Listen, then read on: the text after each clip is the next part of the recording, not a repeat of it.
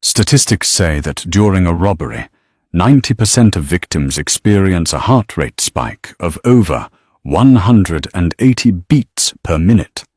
They panic, they scream, they beg. But on a rainy Tuesday in November, inside a run-down diner in South Boston, Sienna Brooks did none of those things. When a sawed-off shotgun was leveled at her forehead, she didn't flinch. She didn't blink. She simply asked if they wanted the pie to go. It was the coldest thing anyone in the room had ever seen, and watching from the shadows of the back booth was the one man dangerous enough to fall in love with it. The fluorescent lights of Miller's all-night diner hummed with an irritating buzz that usually drove new customers crazy.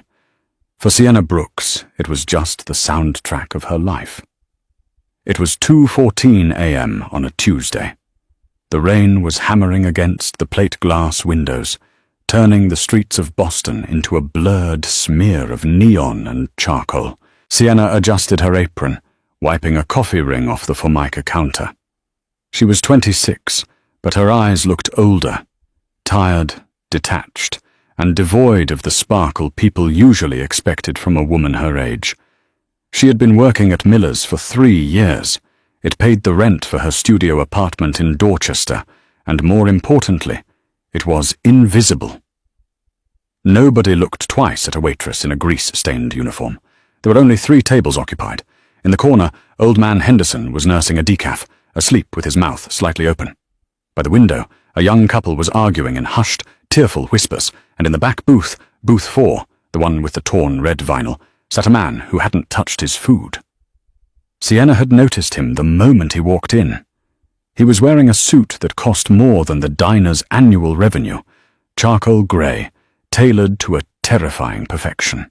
He had dark hair, eyes the colour of burnt espresso, and he sat with his back to the wall, facing the door. He hadn't spoken a word, just pointed at the menu. Sienna walked over with the pot. "Top off?" she asked. The man looked up. His eyes didn't just scan her, they dismantled her. "Black," he said. His voice was a low rumble, like tires on gravel. "It's fresh," Sienna said automatically, pouring the steaming liquid. She noticed the man's hand resting on the table. No watch, no ring. But on the knuckles of his right hand, there were faint white scars. She walked back to the counter, checking the clock, 2:18 a.m. That was when the bell above the door jingled. It wasn't the soft jingle of a regular customer. The door was kicked open so hard it slammed against the wall, cracking the plaster.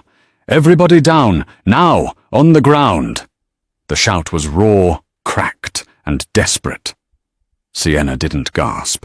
She didn't drop the coffee pot. She set it down on the warmer, clicked the switch to low, and turned around slowly.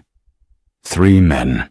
Ski masks, baggy hoodies soaking wet from the rain.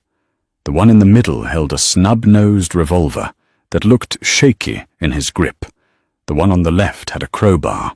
The one on the right, the wildest of the bunch, was twitching, high on something that made his eyes bulge through the holes in his mask.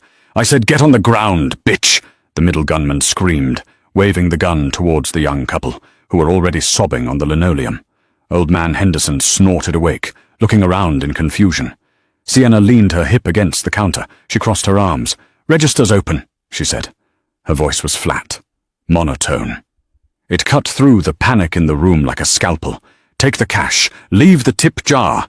The tips are ours." The gunman froze. He blinked, clearly expecting screaming. He marched up to the counter, shoving the barrel of the gun into Sienna's face. The metal was cold against her cheekbone. It smelled of gun oil and rust. "You think this is a joke?" the gunman spat, sweat dripping from his mask. "I'll blow your head off." In the back booth, the man in the charcoal suit shifted. His hand slid beneath his jacket. Sienna's eyes flickered to the back booth for a fraction of a second. A micro-signal. "Don't." She looked back at the gunman. She looked directly into his pupils. "Your safety is on," Sienna said. The silence that followed was heavy, suffocating. The gunman frowned, his eyes darting down to the weapon. "What?" "The safety," Sienna repeated, sounding bored. It's a Sig Sauer P-229 copy. The safety is the lever on the side. If you pull the trigger right now, nothing happens. And by the time you figure that out, the cops will be here because I hit the silent alarm 3 minutes ago when I saw you idiots casing the parking lot. It was a lie. She hadn't hit the alarm. But she said it with such absolute, terrifying conviction that the air left the room. The gunman panicked. He looked down at the gun, fumbling with the lever. "She's lying!" the guy with the crowbar yelled. "Just shoot her!" "I can't find it!" the gunman screamed. Sienna sighed. She reached under the counter. The 3 men flinched, expecting a weapon. She pulled out a pack of cigarettes and a lighter. She lit one, taking a long drag, staring at the gun barrel still pointed at her face. "You have about 30 seconds," she exhaled smoke towards the ceiling. "Police station is 2 blocks over. Shift change is at 2:15. That means there are double the cruisers on the street right now." The distinct sound of sirens wailed in the distance. That part was luck. Pure luck. But Sienna didn't show relief. She just raised an eyebrow. "Go!" she commanded. The 3 men scrambled. They tripped over each other, cursing, smashing into the door frame as they fled into the rainy night, leaving the register untouched. Sienna took another drag of the cigarette. She walked over to the door, closed it, and locked it. Then she turned to the sobbing couple on the floor. "You guys okay? You want a free slice of pie?" She walked back to the counter to pick up the coffee pot. Her hands were steady, perfectly steady. That was when she felt the presence behind her. She turned. The man from the back booth was standing there. He was tall, looming over her. The smell of expensive cologne and rain clung to him. He wasn't looking at the door. He was looking at her. "You lied," he said. Sienna poured him a refill. "About the police?" "About the safety," the man said softly. "That gun didn't have a manual safety. It was a double action. If he had pulled the trigger, you would be dead."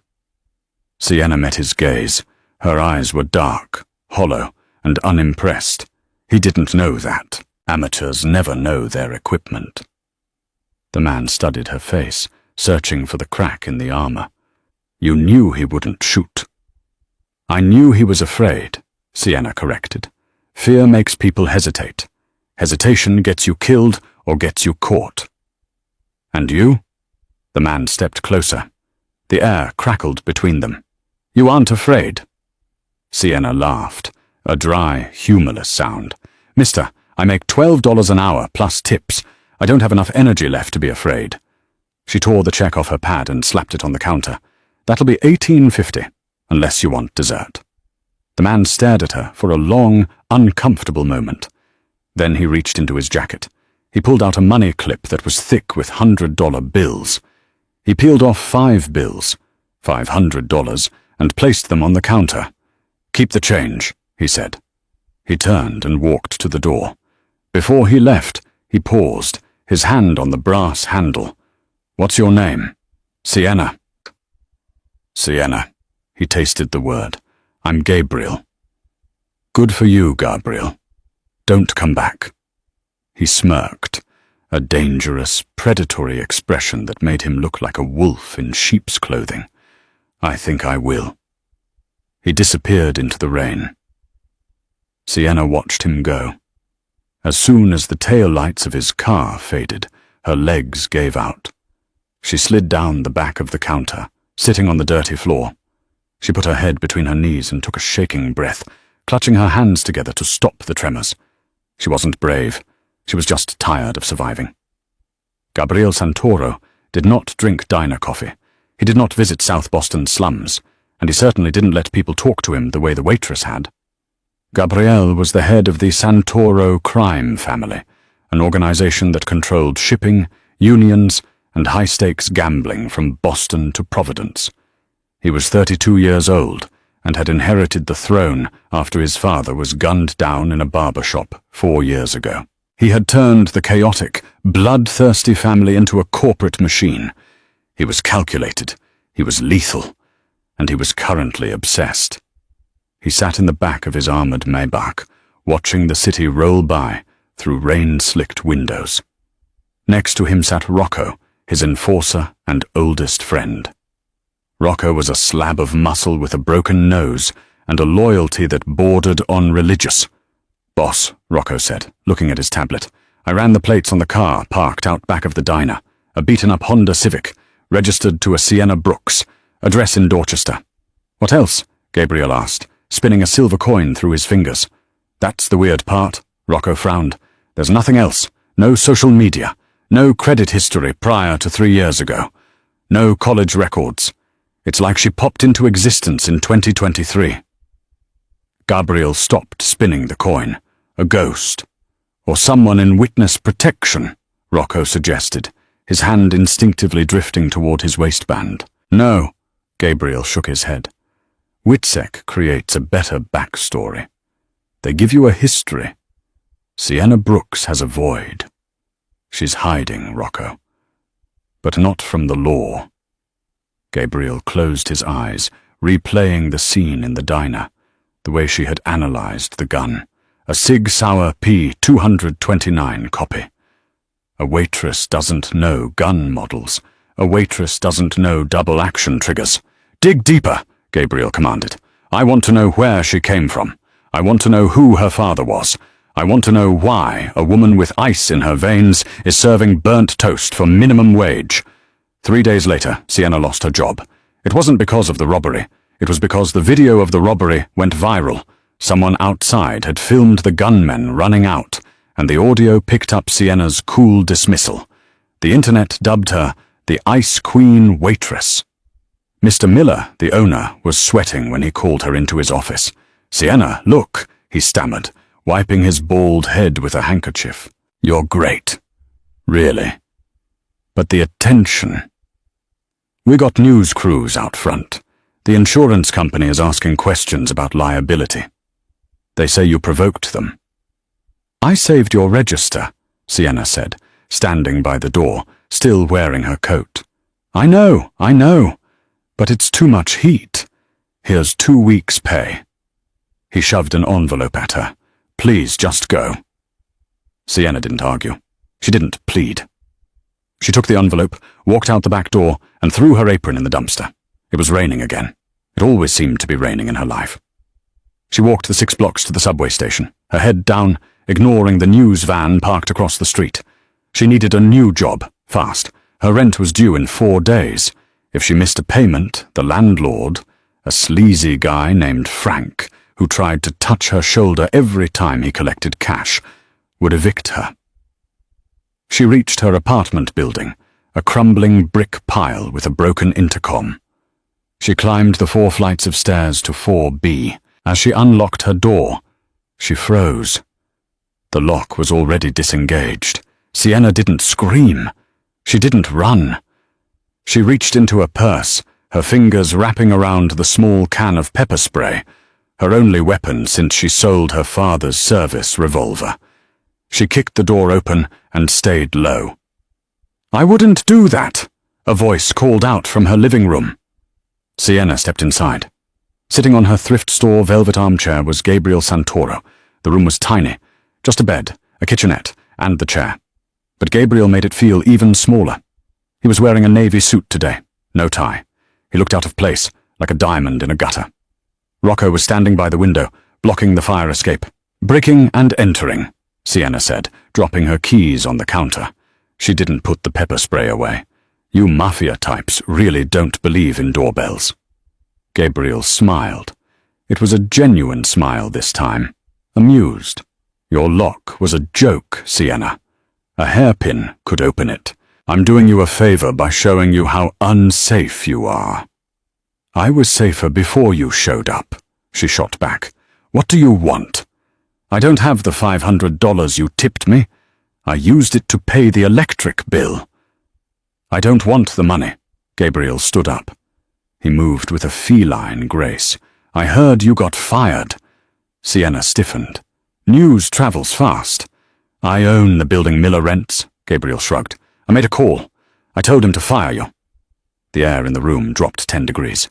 Sienna's eyes narrowed. The fatigue vanished, replaced by a sharp, dangerous anger. "You got me fired?" she whispered. "Why, because I didn't swoon over you in the diner?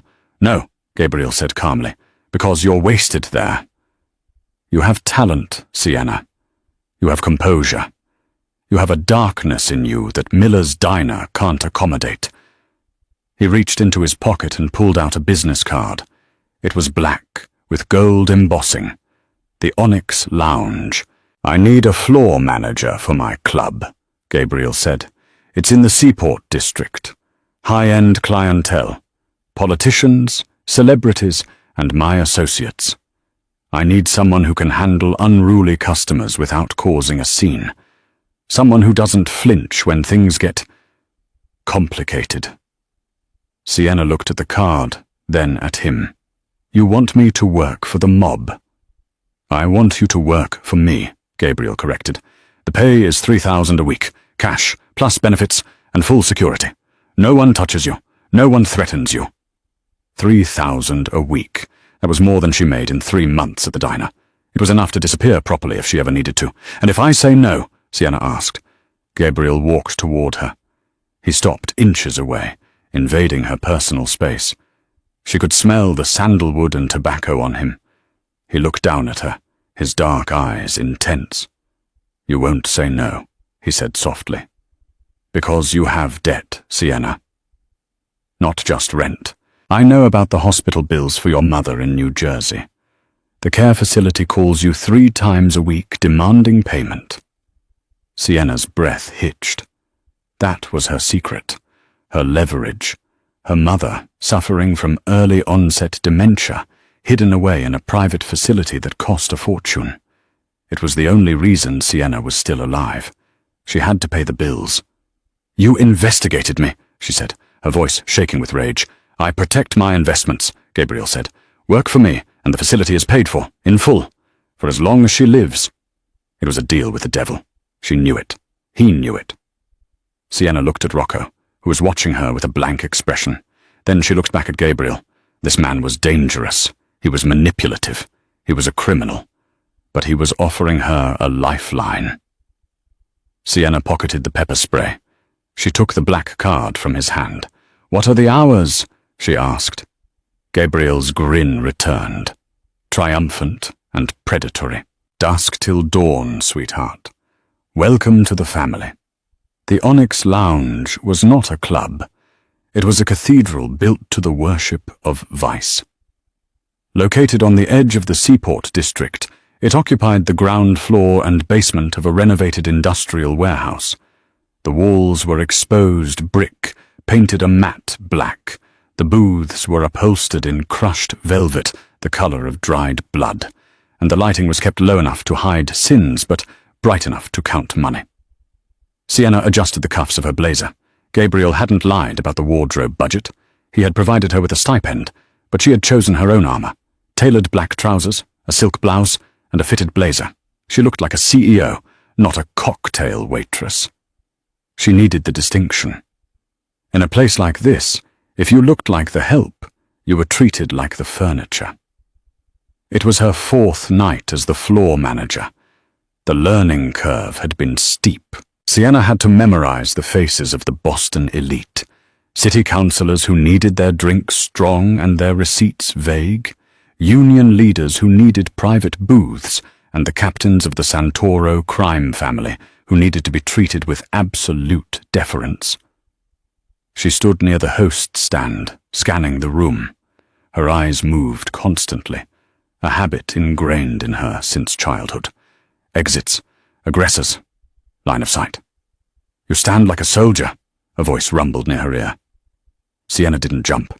She turned slowly to find Gabriel standing beside her. He was wearing a tuxedo tonight, unbuttoned at the collar. He looked tired, but the intensity in his eyes hadn't dimmed.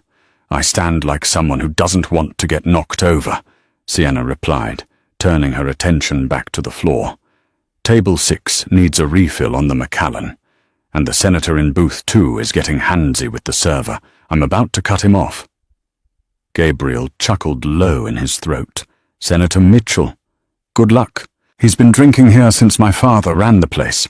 He thinks he owns the city. He can own the city, Sienna said coolly. But he doesn't own the staff. Watch me. She walked away from Gabriel, moving through the crowd with a fluid grace. Gabriel watched her go, leaning against a pillar. He was fascinated by her. Most people he hired were either terrified of him or trying to be him. Sienna was neither. She treated him like an annoying landlord. It was refreshing. He watched as she approached the senator's booth.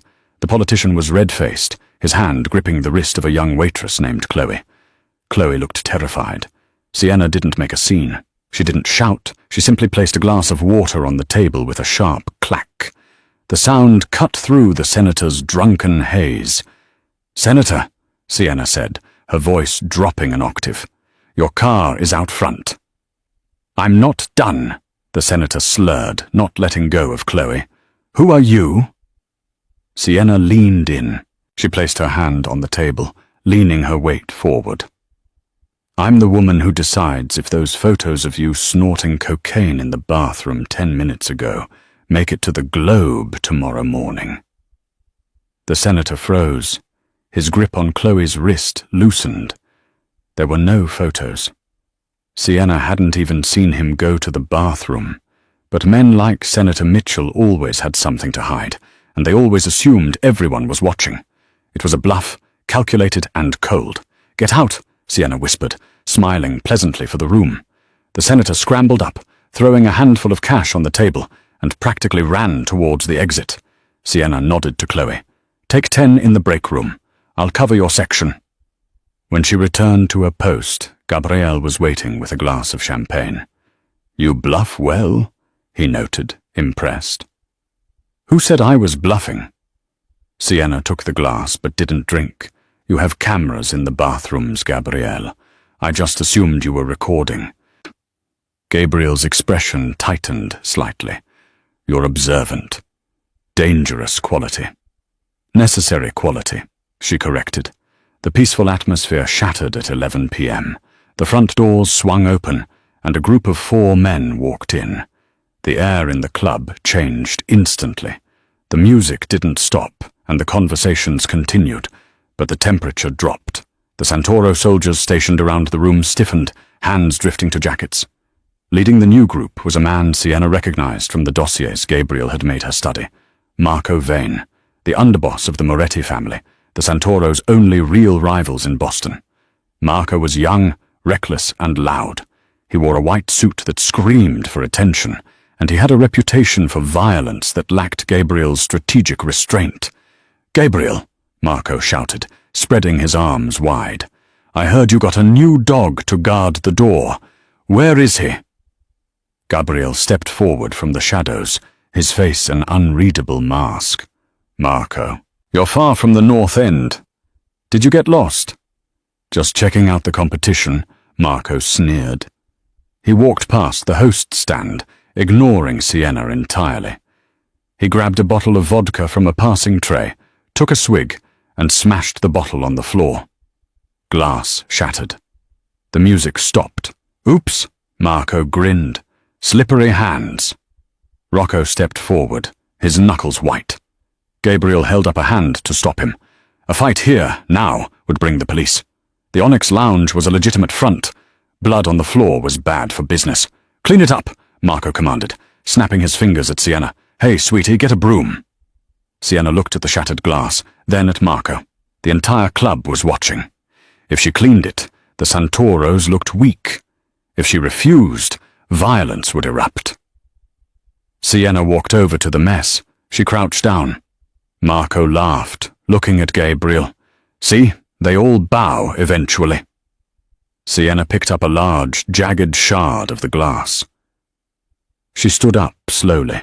She wasn't holding it like a piece of trash. She was holding it like a shank. She closed the distance between them in 2 steps. Before Marco could react, she was inside his personal space. She took his hand, the one that had snapped at her, and placed the jagged glass into his palm. She closed his fingers over it, squeezing tight. Not enough to cut deep, but enough to prick the skin, enough to promise pain. "You dropped this," Sienna whispered, her face inches from his. Her eyes were dead voids. "And in this house, we don't clean up after children. We call their mothers to pick them up." Marco flinched. He tried to pull his hand away, but Sienna's grip was surprisingly ironclad. She leaned closer, her lips brushing his ear. "And Marco, your pupil dilation suggests you're on uppers. Your heart rate is visible in your neck. If you start a fight here, you will gas out in 30 seconds. My bouncers will peel you off the floor like gum. Walk away." Marco ripped his hand back. A single drop of blood welled on his palm. He looked at Sienna, genuine shock in his eyes. He looked at Gabriel, who was watching with a terrifyingly calm smirk. "You're crazy," Marco muttered. He signaled his men. "Let's go. This place smells like stale smoke, anyway." They retreated. The door closed. The silence lingered for 3 seconds before the jazz band started playing again. Gabriel walked over to Sienna. She was wiping a speck of vodka off her blazer. "You provoked him," Gabriel said. His tone wasn't angry. It was intense. "I managed him," Sienna corrected. "He wanted a reaction. I gave him a reality check." "He's a killer, Sienna." "So are you," she shot back, finally meeting his gaze. "And I'm still standing here." Gabriel stepped closer, closing the gap. He reached out, his thumb brushing against her cheekbone. It was an intimate gesture, shocking in its tenderness. "Who are you?" he whispered. "Really?" Sienna pulled back, breaking the contact. Her heart was hammering against her ribs, not from fear of Marco, but from the electricity of Gabriel's touch. That was the real danger. "I'm just the staff, Mr. Santoro," she said, her voice shaking slightly. "And I have a mess to clean up." She turned and walked toward the bar, leaving Gabriel staring after her, looking like a man who had just found a diamond in a coal mine and was terrified he might crush it. 2 weeks passed. The incident with Marco Vane had earned Sienna a strange sort of respect among the staff. The bouncers nodded to her. The bartenders made her espresso without asking. She was becoming part of the ecosystem. But Sienna didn't let herself get comfortable. Comfort was how you died. She spent her nights managing the floor and her days visiting her mother at Greenwood Memory Care. The facility was beautiful. Gardens, soft music, nurses who actually smiled. Gabriel had kept his word. The bills were paid. Her mother, a former school teacher named Martha, didn't recognize Sienna most days, but she was safe. That was all that mattered. On a rainy Thursday, Sienna was in the back office of the Onyx, reconciling the liquor inventory. The door was ajar. She heard voices in the hallway. "I'm telling you, I need more," a jittery voice whined. "The cops are sniffing around my apartment." "You got paid," a deeper voice replied. Sienna recognized it. It was distinctively gravelly. It belonged to Leo, one of Gabriel's lower-level captains, a man who managed the docks. "I got paid for a job I didn't finish," the jittery voice argued. "And that waitress, she messed it up. You said it would be easy. Just scare the old man, grab the cash, wait for the signal." Sienna froze. Her pen hovered over the ledger. Waitress, scare the old man. She stood up silently, creeping toward the door crack. She saw them.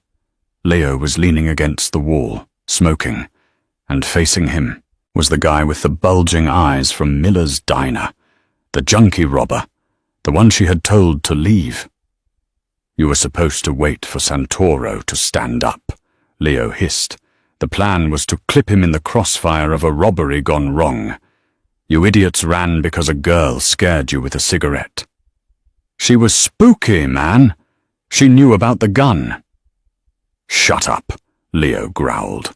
"Here's another grand. Get out of town. If I see you again, I'll bury you under the I-93 overpass." The junkie grabbed the cash and bolted toward the back exit. Leo adjusted his jacket and walked back toward the main club floor. Sienna leaned back against the desk, her breath coming in shallow gasps. The robbery hadn't been random.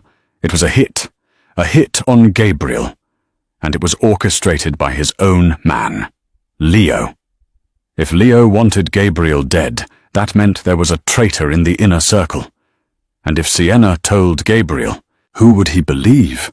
The waitress he'd known for a month, or the captain he'd known for 10 years? She needed proof, or she needed to save him when the next attempt happened, because there would be a next time. "Get your coat." Sienna looked up. Gabriel was standing in the doorway of the office. He looked sharp in a midnight blue suit, but his eyes were weary. "Where are we going?" Sienna asked, closing the ledger. "Private game," Gabriel said. "High-stakes poker, in a warehouse in Chelsea. I need you to serve drinks and observe. You have better eyes than my bodyguards." Sienna's stomach dropped. Chelsea. That was Leo's territory. "Is Leo going to be there?" she asked, trying to keep her voice steady. "Leo is hosting it." Gabriel nodded. "Why?" "No reason," Sienna lied. She grabbed her coat. She couldn't tell him yet. Not without proof. Leo would deny it, frame her, and she'd end up dead. She had to go. She had to be the shield. She checked her purse. The pepper spray was gone. In its place, she had slipped a folding tactical knife she bought at a surplus store. It wasn't much, but it was something. The drive to Chelsea was tense. The rain lashed against the armored windows of the SUV. Rocco was driving. Gabriel sat next to Sienna, reading emails on his phone. "You're quiet tonight," Gabriel said, glancing at her. "Just thinking," Sienna said. "About?" "Loyalty," she said. "It's a rare currency." Gabriel put his phone down. "It's the only currency. Everything else is just paper." They arrived at the warehouse. It was a cavernous space, dimly lit, with a single poker table set up in the center, under a heavy industrial light. The rest of the room was in a shadow. Leo was there, smiling, holding a bottle of bourbon. There were 4 other men at the table, rival bosses and high rollers. "Boss," Leo grinned, spreading his arms. "Glad you made it. Rocco, you stay by the door, yeah? Don't want to spook the guests." Rocco grunted and took his position at the entrance, 30 feet away. Gabriel sat at the head of the table. Sienna took her place slightly behind him, holding a silver tray with crystal glasses. The game started. The mood was jovial, but Sienna felt the tension radiating off the walls. She scanned the shadows. The warehouse was full of shipping crates. Too many blind spots. Leo was acting nervous. He kept checking his watch. He kept looking at the metal rafters above them. Sienna poured bourbon for a man named Sal. As she leaned in, she whispered to Gabriel, pretending to ask about ice. "Check the rafters," she breathed, barely moving her lips. 3 o'clock. Gabriel didn't look up. He didn't flinch. He picked up his cards. "Fold," he said loudly, tossing his hand. He reached for his glass, and in the reflection of the amber liquid, he saw it. A glint of metal in the dark rafters. A sniper scope. At the same moment, Leo stepped back from the table. "I gotta hit the head. Deal me out." "Leo," Gabriel said.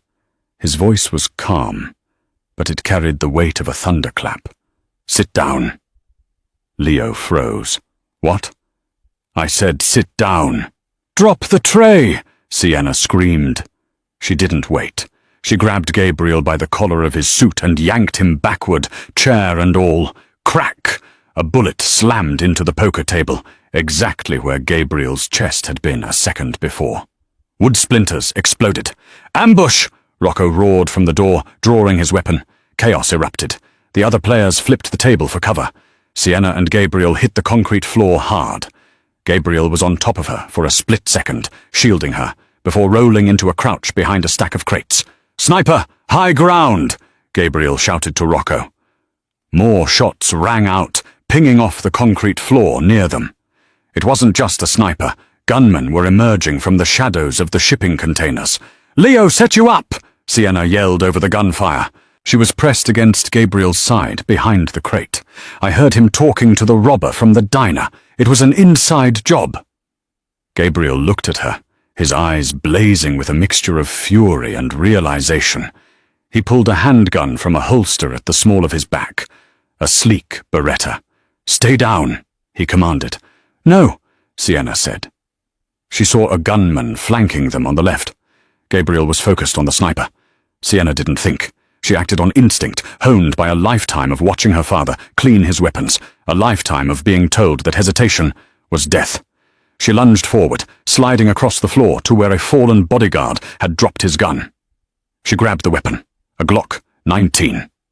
The flanking gunman raised his rifle at Gabriel's exposed back. Sienna fired. 2 shots, center mass. The gunman dropped. Gabriel spun around, gun raised, shocked to see Sienna holding the smoking weapon. Her form was perfect. Her hands weren't shaking. "I told you," Sienna said, her voice devoid of emotion, her eyes scanning for the next target. "I know about safeties." "Rocco, suppressing fire!" Gabriel yelled, snapping back to reality. He grabbed Sienna's arm.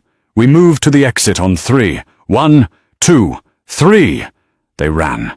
Bullets chewed up the floor behind them. Rocco was laying down heavy fire with a submachine gun he'd pulled from under his coat, covering their retreat. They burst out the side door into the pouring rain. The SUV was waiting. They dove inside. "Go, go, go!" Gabriel screamed. The tires screeched, and the armored car tore away from the warehouse, leaving the ambush behind. Inside the car, the silence was deafening. Sienna sat trembling, the adrenaline crash finally hitting her. She dropped the gun on the floor mat. She looked at her hands. They were covered in grease and dust. Gabriel stared at her. He looked at the gun. He looked at her face. "You killed him," Gabriel said softly. "He was going to shoot you in the back," Sienna whispered. She felt like she was going to throw up. Gabriel reached out, taking her shaking hands in his. His grip was bruising, possessive, desperate. "You saved my life," he said.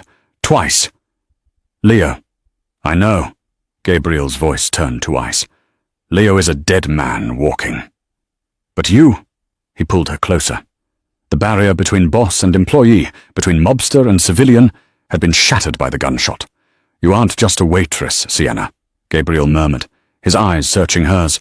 "Who taught you to shoot like that?" Sienna looked away, staring out at the blurred city lights. Tears pricked her eyes.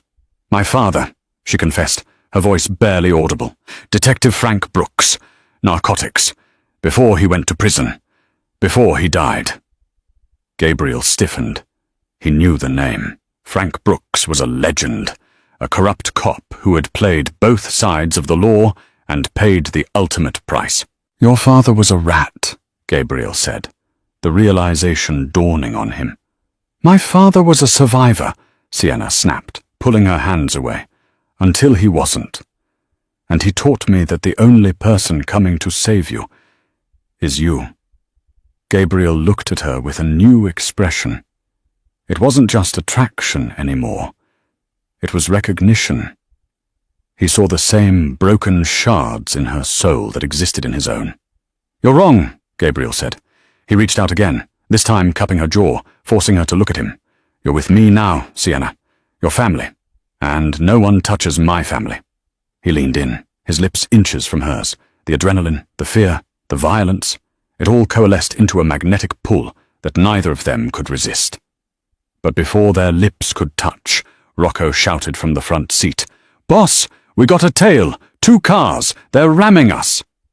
The SUV shuddered violently as a heavy sedan smashed into their rear bumper. Sienna was thrown against Gabriel's chest. The war wasn't over. It had just begun. The armored SUV was a ruin of twisted metal and shattered glass. It sat smoking in a ditch off an exit ramp on I-93, the rain sizzling against the hot engine block. Minutes earlier, the pursuing sedan had clipped their rear axle, sending them spinning out of control. Rocco, bleeding from a cut on his forehead, but fiercely alive, had shoved a fresh magazine into his submachine gun. "Boss, take the exit!" Rocco had roared, kicking his door open. "There's a stash car at the storage yard on 4th. Go, I'll hold them here." "Rocco," Gabriel had started, but the enforcer was already firing into the darkness, drawing the attention of the hit squad. Now, 20 minutes later, the silence was absolute. Gabriel drove a nondescript, rust-bucket Ford Taurus, the emergency car, north towards the New Hampshire border. His knuckles were white on the steering wheel. Beside him, Sienna stared out the window at the passing blackness of the forest. Her hands were still trembling, but she wasn't crying. She was dissociating, a defense mechanism she knew well from the nights her father didn't come home. "You're bleeding," Sienna said, her voice cutting through the hum of the heater. Gabriel glanced down. A dark stain was spreading on the left shoulder of his dress shirt, a graze from a bullet during the warehouse escape. "It's nothing," he grunted. "It's not nothing. Pull over." "We can't stop. Leo knows the city spots. We have to get to the lake house."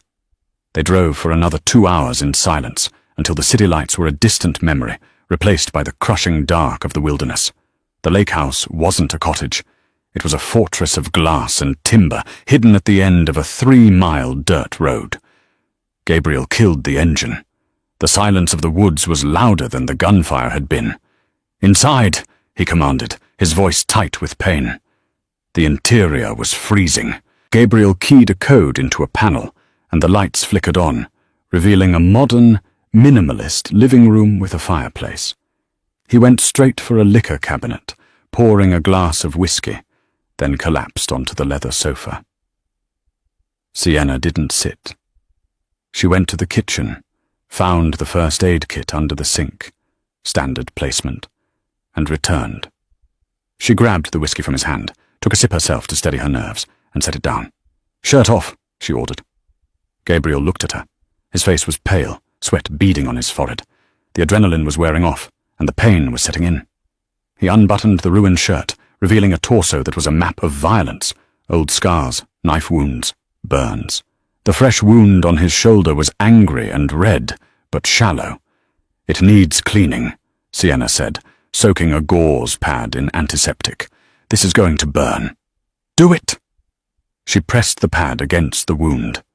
Gabriel hissed, his hand gripping the armrest so hard the leather creaked. Sienna worked with efficient, clinical precision.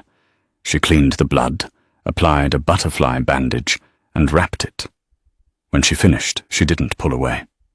She stood between his knees, her hands resting on his bare chest, feeling the heavy thud of his heart. "You should have left me at the diner," Sienna whispered. Gabriel looked up at her. His eyes were dark pools of exhaustion and intensity. "If I had left you at the diner, you'd be dead. Leo would have cleaned up loose ends." "I was dead anyway," Sienna said, her voice cracking. "I've been dead for 3 years, since my dad went to prison, since my mum forgot my name. I was just waiting." "And now?" Gabriel asked. He reached up, his hand cupping the back of her neck, pulling her face down toward his. "Now I'm terrified," she admitted, "but I'm awake." Gabriel's thumb stroked her cheek. "You're not just awake, Sienna. You're fire. I saw you tonight. You didn't hesitate. You didn't freeze. You saved me." "I shot a man, Gabriel." "You saved me," he repeated, emphasizing the word. "In my world, that's the only morality that exists. Us versus them." The distance between them evaporated. Gabriel pulled her down. This time there was no interruption. His lips met hers with a hunger that was born of near death. It wasn't gentle.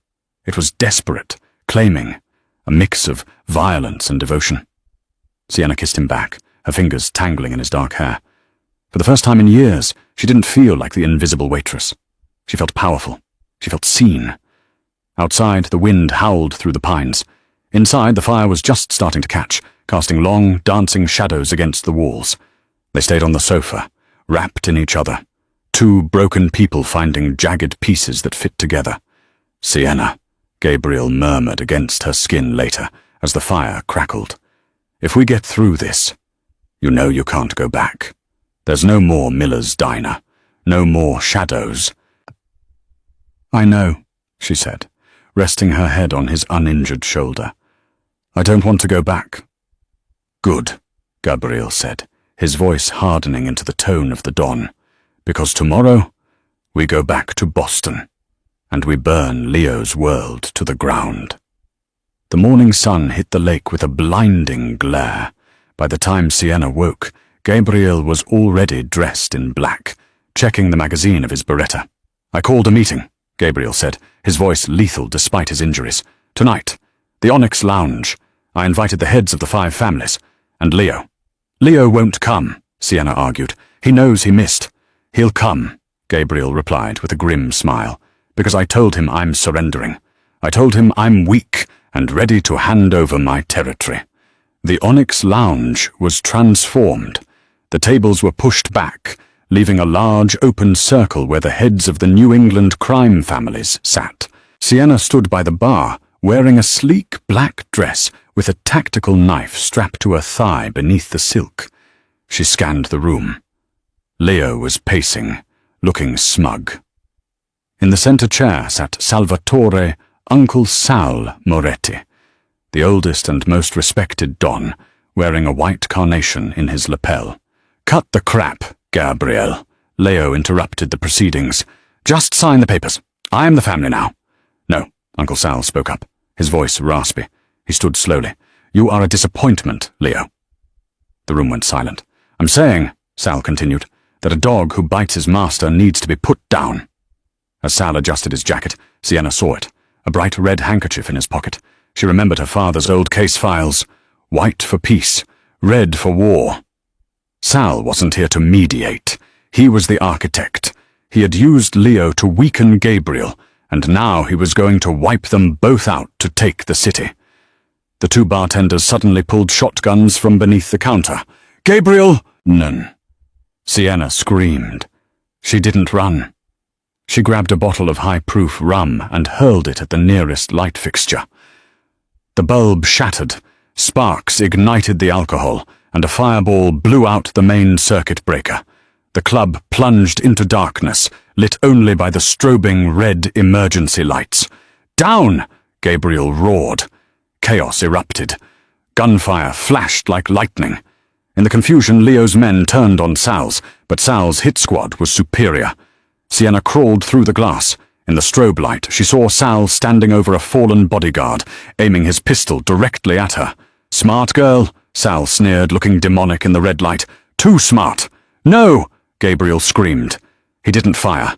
He threw himself in the path of the bullet. A shot rang out. Gabriel jerked back, hitting the floor hard. "Gabriel!" Sienna's scream tore her throat. She looked at Sal. He was adjusting his aim for the kill shot. A shotgun lay on the floor 5 feet away, dropped by a wounded bartender. Sienna dove. She rolled, grabbed the cold steel and pumped the action. Chunk, chunk. She was on her back, sliding on the slick floor. She raised the barrel. Sal hesitated. He looked at the waitress and saw the same look she had given the robber in the diner. Absolute, icy calm. "Checkmate," Sienna whispered. Boom! The blast caught Sal in the chest, lifting him off his feet and throwing him back into his velvet chair. Silence returned to the room, broken only by the wailing alarm. Sienna scrambled to Gabriel. He was clutching his side, blood seeping through his fingers. "Gabriel!" She pressed her hands over his wound. "Stay with me." He coughed, a wet, rattling sound, but a pained smile touched his lips. "You really hate bad tippers," he wheezed. Sienna laughed through her tears. "Hold on. I pulled the alarm. Help is coming." Gabriel squeezed her hand, his grip weak but possessive. "I'm not going anywhere, Sienna. We have work to do." 6 months later, the bell above the door of Miller's all-night diner jingled. It was 2 a.m. on a Tuesday. The rain was hammering against the plate glass, just like it had on that fateful night. Mr. Miller looked up from the register, expecting a drunk or a lost tourist. Instead, he froze. A woman walked in. She was wearing a cream-colored trench coat, tailored to perfection, diamond studs in her ears, and heels that clicked with authority on the linoleum floor. It was Sienna, but it wasn't the waitress he had fired. This Sienna carried herself with a terrifying elegance. Her hair was cut into a sharp, fashionable bob, and her eyes, once tired and dull, were now sharp and observant. Behind her walked Gabriel Santoro. He moved with a slight limp, a souvenir from the bullet he took for her, but he looked as dangerous as ever. Rocco stood by the entrance, arms crossed, blocking the door. "Sienna," Mr. Miller stammered, wiping sweat from his forehead. I heard things. Crazy things. No. Sienna walked to the counter. She didn't look at the floor. She looked him in the eye. Hello, Mr. Miller. The place looks exactly the same. We're closing soon, Miller said, his voice shaking. And about your firing, the insurance company made me do it. Actually, Gabriel said, stepping up beside Sienna, his voice a low rumble. You're under new management. He placed a folded document on the counter. I bought the building, Miller, and the block, and the loan on your house. Miller turned pale. Please, Mr. Santoro. He knows, Sienna said softly, placing a gloved hand on the counter. I'm not here for revenge, Miller. I'm here for pie. Miller blinked. Pie, cherry, and 2 coffees. Black. They sat in booth 4, the same booth Gabriel had occupied the night they met. The diner was empty, save for them. You miss it? Gabriel asked, watching her take a sip of the bitter coffee. The coffee? God, no, Sienna laughed. But this place, it's where I stopped hiding. Gabriel reached across the table and took her hand. His thumb traced the platinum ring on her finger. The city is quiet. With Sal gone and the families in line, we have peace. You've done good work, Sienna. It was true. In the last 6 months, Sienna had become the brain to Gabriel's muscle. She was known on the street not as the waitress, but as La Signora, the lady. She balanced the books, vetted the recruits, and smoothed over wars with diplomacy before they began. The door opened again. A young man walked in, nervous, hoodie pulled up, hands jammed in his pockets. He marched straight to the counter. Give me the cash, the boy yelled, pulling a jagged, rusty kitchen knife on Miller. Sienna stopped drinking her coffee. She watched the shake in the boy's hands. He's going to panic, Sienna said calmly to Gabriel. Want me to handle it? Gabriel asked, reaching for his jacket. No, Sienna said. Drink your coffee. She stood up. Her heels clicked rhythmically as she approached the counter. Put it away, she commanded. The boy spun around. He sneered when he saw her. Sit down, lady, or I'll cut you. Sienna didn't flinch. She took a step closer, invading his space. That's a serrated bread knife, she said, sounding bored. Terrible for stabbing. It'll get caught on the fabric of a coat. And your stance is wide. You're off balance. The boy looked confused. What? I'm saying, Sienna said, her voice dropping to a dangerous whisper, that you are making a mistake that will cost you the rest of your life. She nodded towards the back booth. The boy looked. He saw Gabriel Santoro, the face that was on the news, the face that nightmares were made of.